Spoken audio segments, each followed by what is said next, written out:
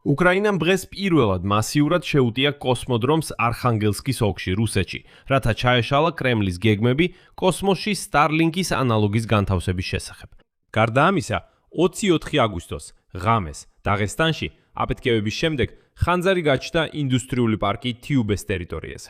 დარტყმის ქვეშ მოექცა საწყობის კომპლექსი Marketplace ოზონის, რომლის ფართობი დაახლოებით 130,000 კვადრატული მეტრია და რომელსაც ამ კომპანიის ყველაზე დიდ საწყობად მიიჩნევდნენ ჩრდილოეთ კავკასიაში.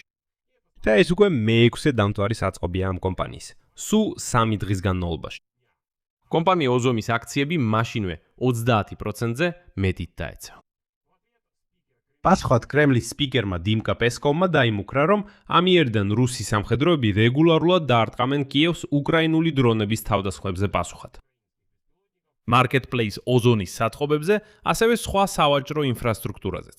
თუმცა შეგახსენებთ, რომ რუსეთი ამას მანამდეც აკეთებდა და რეგულარულად ესხმოდა თავს არამხოლოდ კიევს, არამედ უკრაინის სხვა მშვიდობიან ქალაქებსაც. მაგრამ მთავარი დასკვნა შემდეგშია. რუსეთის სრულმასშტაბიანი ომის უმეტეს პერიოდში უკრაინის წინააღმდეგ რუსეთის მოსახლეობა კიევის თავდასხმებისგან შედარებით იზოლირებული იყო. მაგრამ ეხლა სიტუაცია რადიკალურად იცვლება. მე მქვია ალექსეი პეჩი, მოდით ერთად განვიხილოთ ეს თემა. მაგრამ სანამ დავიწყებთ, გთხოვთ გამოიწეროთ არხი, დაალაიქოთ ეს გამოშვება და არ დაგავიწყდეთ კომენტარის დაწერა. მადლობა. მაშასე, უკრაინის თავდაცვის ძალების უპილოტო აპარატები დღეს პირველად მიაღწიეს არხანგელსკის ოლქს, რომელიც დაახლოებით 200 კილომეტრში მდებარეობს უკრაინის საზღვრიდან. ამ ღამით თავდასხმის ობიექტი გახდა პლესექცკის კოსმოდრომი. ეს არის რუსეთის ერთადერთი მოქმედი სამხედრო კოსმოდრომი. ამ კოსმოდრომზე არაერთხელ ჩატარდა უახლესი კონტინენტთაშორისი ბალისტიკური რაკეტის სარმატის გამოცდები. გარდა ამისა, 2026 წელს იქიდან რამდენჯერმე წარმატებით გაუშვეს სოიუზ 2 და ანგარა.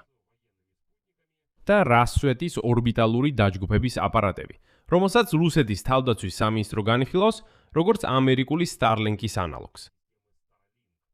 დილით არხანგელსკის ოლქში გამოცხადდა უპილოტო აპარატების საფრთხე. გუბერნატორმა ალექსანდრ ციბულსკიმ მოუწოდა მოსახლეობას ეპოვათ თავშესაფარი და გააფრთხილა მობილური ინტერნეტის გათიშვის შესახებ.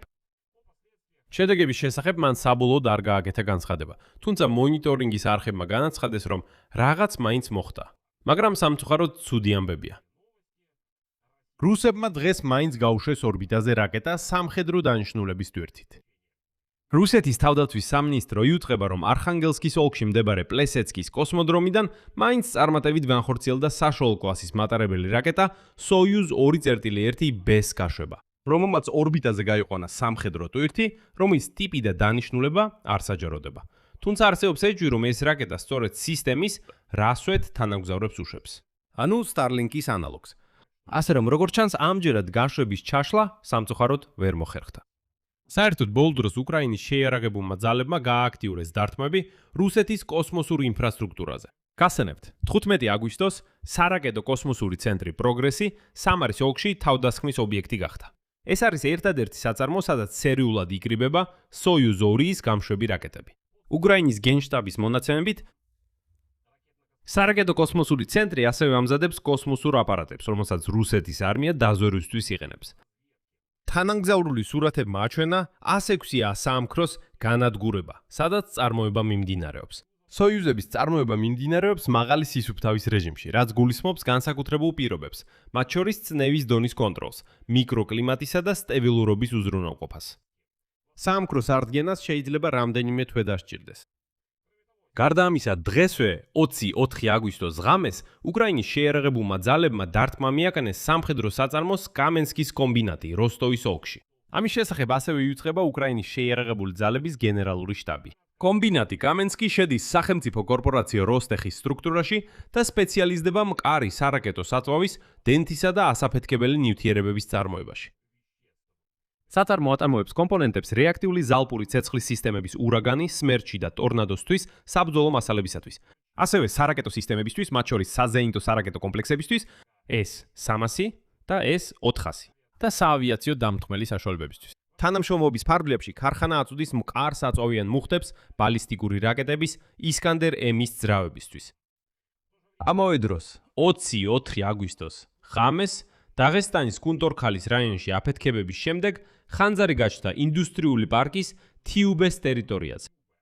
დარტყმის ქვეშ მოექცა ოზონის მარკეტპლეისის საწყობი კომპლექსი, რომლის ფართობი დაახლოებით 130,000 კვადრატული მეტრია და რომელსაც ჩრდილოეთ კავკასიაში კომპანიის ყველაზე დიდ საწყობად მიიჩნევენ.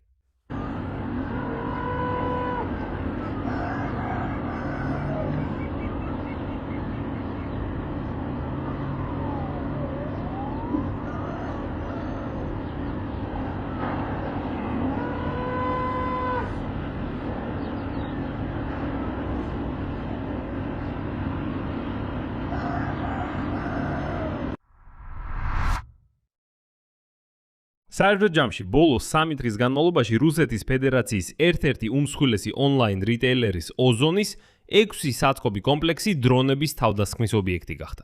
ეს თავდასხმები მოჰყვა ივლისის შუა რიცხვებიდან დაწყებულ თავდასხმებს Wildberries-ის საწყობებზე. შაბათ-კვირას დარტყმების შედეგად დაზიანდა ოზონის საწყობები სამარასა და ორენბურგში. თუმცა ორშაბათს კომპანიამ განაცხადა თავდასხმაზე ლოგისტიკურ ცენტრზე კრასნოდარის გარეუბანში, სოფელ ენემში, სადაც დიდი ხანძარი გაჩნდა. და მახაჩკალაში, სადაც ხანძარი გაჩნდა და არიან დაშავებულები. გარდა ამისა, ოზონის საწყობები ადიგეისკსა და ნევინომისკში ევაკუირებული იქნა უპილოტო საფრენი აპარატის თავდასხმის საფრთხის გამო, თუმცა თავად ობიექტებსა და შიგნით არსებულ საქონელს ზიანი არ მიუღია. თუმცა ოზონის, რუსეთის მეორე უმსხვილესი მარკეტპლეისის აქციები, რომელიც რუსეთის ელექტრონული კომერციის ბაზრის მეოთხედზე მეც იკავებს. დაიწია მოსკოვის ბირჟაზე, ორშაბათს 30%-ით. ამ ფონზე დღეს კრემლის სპიკერმა დიმკა პესკოვმა განაცხადა, რომ რუსი სამხედროები რეგულარულად დაარტყამენ კიევს თითქოს უკრაინული უპილოტო აპარატების თავდასხმებზე პასუხად. მარკეტპლეის ოზონის საწყობებზე, ასევე სხვა სავაჭრო ინფრასტრუქტურაზე. ისე თითქოს რუსები ამას აქამდე არ აკეთებდნენ. ეს რაღაც სახის ფარისელობა, თუმცა რაზე ვიკურვებ, ეს ხომ არა ბანავე რუსებია. მანამდე ვლადიმირ პუტინმა განაცხადა, რომ ციტატა კიევის რეჟიმმა მიზნად დაისახა ჩვენი ეკონომიკის დაზიანება და პანდორას ყუთი გახსნა. მას მიიღეთ პასუხი თქვენი ეკონომიკის ყველაზე მგრძნობიარე სექტორებზე, რომლებიც სიმართლე რომ ვთქვათ, ისედაც ძლივს სუნთქავენ. ეს სხვათა შორის ეხება აგრეთვე სოფლის მეურნეობის წარმოებას, რომლის პროდუქციის ექსპორტიდანაც კიევის რეჟიმი იღებს ძირითად შემოსავალს. პანდორას ხუთზე ამას ვინ ამბობს? ეს მელოტი პირუტყვი, ვლადიმირ პუტინი. მან დაიწყო სრულმასშტაბიანი ომი უკრაინის წინააღმდეგ, ხოლო როცა მას თავხედურ სახეზე დაუწყეს ცემა, დაუწყეს უბრალოდ ცემა ამ მელოთ ჯუჯას სახეზე. მან გააღო თავისი პირი და აცხადებს, რომ უკრაინამ პანდორას ყუთი გახსნა. საოცარია, მაგრამ გაურეცხავი რუსები მაინც აგრძელებენ ამ ყველაფრის დაჯერებას. უფრო მეტიც, როგორც მელოტი გაუგებრობა ვლადიმერ პუტინი ამბობს, თავდასხმები რუს სამხედროებს ფრონტზე ეხმარება მათ წინაშე მდგარი საბრძოლო ამოცანების გადაჭრაში. პუტინმა განმარტა, რომ უკრაინაზე დარტყმები არ გვაქვს უკრაინელი სამხედროების შესაძლებლობას მიაწოდონ ტექნიკა და საბრძოლო მასალა ბრძოლის ხაზზე. ზღუდავს უკრაინის შეიარაღებული ძალების პერსონალის როტაციას და ამცირებს თავდაცვითი მრეწველობის საწარმოების შესაძლებლობას გაუმჯობესონ იარაღი. თუმცა სიმართლე რომ ვთქვათ, აქ პუტინს დაავიწყდა დაემატებინა, რომ ზუსტად იგივე ამოცანებს ასრულებენ უკრაინული დარტყმებიც რუსეთის ტერიტორიაზე. მანამდე ვლადიმირ პუტინი ასევე ამტკიცებდა, რომ უკრაინული დრონების თავდასხმები, რომლებიც თავიდან რუსულ ნავთობ გადამამუშავებელ ქარხნებს, შემდეგ კი Wildberries-ის საწყობებსა და შავი და აზოვის ზღვის პორტებს აზიანებდნენ, რუსეთს თითქოს და საერთოდ არ მოუტანია კრიტიკული შედეგები. ამბობს, ეს ისია თითქოს კოღო მუქბინა. რას აკეთებთ? ბენზინგასამართ სადგურზე რიგში ვახართ ბენზინისთვის. გონიათ, რომ უბრალოდ პარალელურ რეალობაში იმყოფებით? ამასთან 2026 წლის დასაწყისიდან უკრაინულმა უპილოტოებმა 70-ზე მეტჯერ შეუტიეს რუსულ ნავთობ ქარხნებს და რამდენიმე ათეული მათგანი მწყობრიდან გამოიყვანეს. შედეგად ნავთობის გადამუშავების მოცულობა 2002 წლის შემდეგ ყველაზე დაბალ ნიშნულამდე დაეცა. თავის მხრივ უმსხვილესმა რუსულმა მარკეტპლეისმა Wildberries-მა 23 საწყობი და ყველა ლოგისტიკური სიმძლავრის მეოთხედი დაკარგა. და ეხლა ეს ყველა სიმძლავრე აღდგება გადასახადის გადამხდელების, ანუ ჩვეულებრივი რუსების ხარჯზე. იმუშავეთ იქ თქვენი 30,000 რუბლისთვის, აი მოგიწევთ გადაიხადოთ Wildberries-ის საწყობების აღდგენისთვის. თუ ვერ მიხვდით, პუტინმა გითხრათ, რომ ამ დარტყმებისგან არანაირი შედეგი არ არის. ყველაფერი საერთოდ მშვენიერია. ასევე ივლისიდან დრონების თავდასხმების გამო რუსეთის ხელისუფლებამ აზოვის ზღვის მარცვლეული სპორტების მუშაობა შეაჩერა, ხოლო აგვისტოში ნოვოროსიისკის ყველა მარცვლეულის ტერმინალზე გადაზიდვები გაჩერდა. ამან პარალიზება მოახდინა მარცვლეულის ექსპორტზე, რომლის 90% აზოვ-შავი ზღვის აუზით გადიოდა. აგვისტოს ბოლოს კი უკრაინულმა დრონებმა დაიწყეს რუსეთის სიდიდით მეორე მარკეტპლეისის ოზონის საწყობებზე თავდასხმები. და როგორც უკვე გავარკვიეთ, ბოლოს 3 დღის განმავლობაში მათ მინიმუმ 6 მათგანზე მიიტანეს დარტყმა. მაგრამ თავარი არ აგერიოთ. პუტინის თქმით, უკრაინული დარტყმებისგან რუსეთში რეალურად არანაირი შედეგი არ არის. აქცეპტილს სვამ თქვენი აზრი და დასკვნები კომენტარებში დაწერეთ ამ გამოშვების ქვეშ. გამოიწერეთ არხი, დააჭირეთ ზარს და არ დაგავიწყდეთ ლაიქის დაჭერა. ეს იყო ყველაფერი. იზრუნეთ საკუთარ თავზე. ყველას დროებით.